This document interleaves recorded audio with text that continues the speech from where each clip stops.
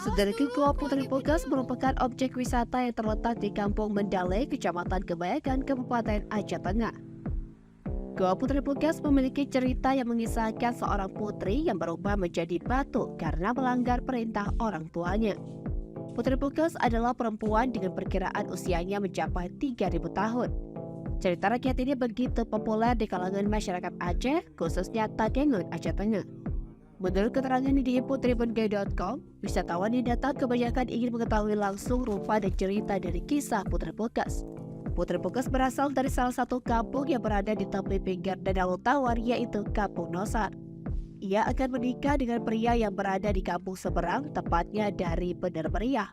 Putri Puges ini meminta izin pada orang tuanya untuk menikahi pria tersebut. Meski orang tuanya keberatan melepas anak semata wayangnya, Putri Puges tetap gigih memperjuangkan cintanya. Hingga akhirnya mereka berdua menikah setelah mendapatkan restu dari orang tua Putri Puges.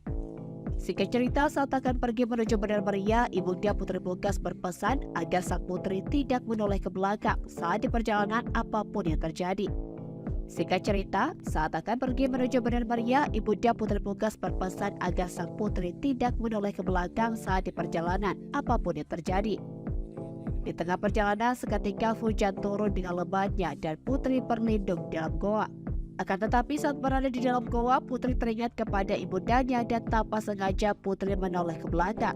Dia ingkar akan pesan ibunya, dan seketika tubuh Putri Puges keras dan membatu. Selain itu, jika Anda ingin berkunjung ke objek wisata sejarah ini, Anda hanya dipatok biaya Rp5.000 saja. Dari Aceh Tengah, Hadiwa Putri, Tribun Gayo.